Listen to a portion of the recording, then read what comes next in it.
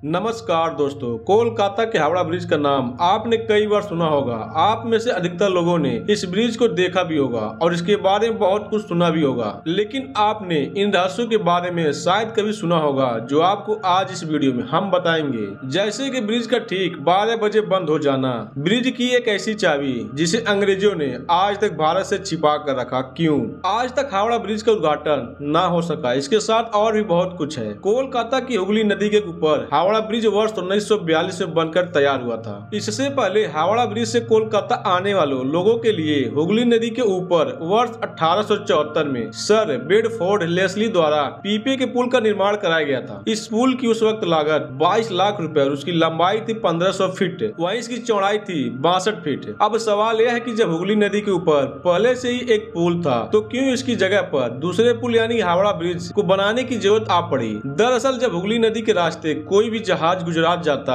तो बीच से इस पुल को खोलना पड़ता ताकि जहाज आगे जा सके। इसके बाद वर्ष 1906 में हावड़ा ब्रिज स्टेशन बना। इस स्टेशन के बनने से पुल में काफी भीड़ होने लगी और साथ ही जब जहाज को पुल के नीचे से पास कराना होता तो बीच से पुल को खोलने के बाद यहाँ काफी ट्रैफिक होने लगता, जिसके बाद इस पीपे के पुल की जगह यहाँ दूसरे पुल के निर्माण की जरूरत होने लगी। इसके बाद अंग्रेजों को हुगली नदी के ऊपर फ्लोटिंग पुल बनाने का विचार आया, जिससे बड़ी ही आसानी से पुल के नीचे से जहाज की आवाजाही हो सके। जैसे ही फ्लोटिंग पुल बनाने का काम शुरू होने ही वाला था तभी पहला विश्व युद्ध छिड़ गया, जिसके बाद जब तक विश्व युद्ध खत्म नहीं हुआ तक हावड़ा ब्रिज का काम शुरू ही नहीं हुआ। इसके बाद 1922 में न्यू हावड़ा ब्रिज कमीशन का गठन किया गया। इसके लिए टेंडर भी निकाला गया, जिसका कई कंस्ट्रक्शन कंपनी ने टेंडर भी भरा। इस ब्रिज को बनाने में दो शर्त थी। इस पुल के बीच में कोई भी पिलर नहीं होना चाहिए। शर्त इसलिए रखी गई थी ताकि ब्रिज के नीचे से कोई भी जहाज आसानी से निकाला जा सके। किस कंपनी ने बनाई थी हावड़ा ब्रिज? कई कंस्ट्रक्शन कंपनियों में से हावड़ा ब्रिज को बनाने के लिए Braithwaite Burn and Joseph Construction Company को चुना गया था। इसके बाद हावड़ा ब्रिज का डिजाइन तैयार किया गया, जिसमें केवल 4 ही पिलर बनाए जाने के इंस्ट्रक्शन दिए गए थे, यानी 2 पिलर एक तरफ और 2 दूसरी तरफ। इन पिलर्स की लंबाई 280 फीट और इन पिलर्स के बीच की दूरी 1500 फीट थी।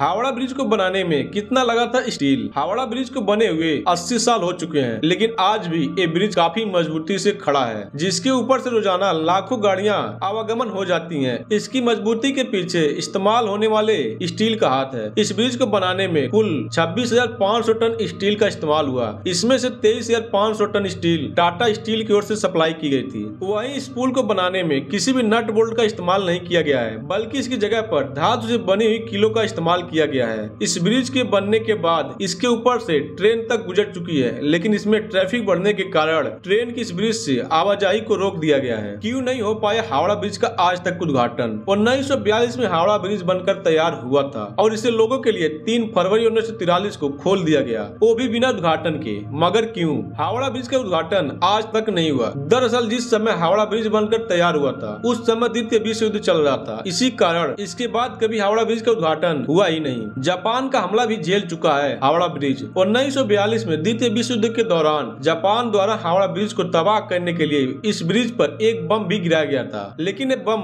हावड़ा ब्रिज से थोड़ी दूरी पर जाकर गिरा। बम के आसपास गिरने के बावजूद भी ये ब्रिज टस से मस नहीं हुआ था। ब्रिज के नीचे फंस चुका है मालवाहक जहाज। वहीं 2005 में हावड़ा ब्रिज के नीचे एक मालवाहक जहाज भी फंसा था, जिसका नाम एमी मणि था। इस मालवाहक जहाज के फंसने से हावड़ा ब्रिज को काफी नुकसान हुआ था। इसके बाद 2011 में हावड़ा ब्रिज के पायों की मोटाई कम होने की शिकायत सामने आई थी।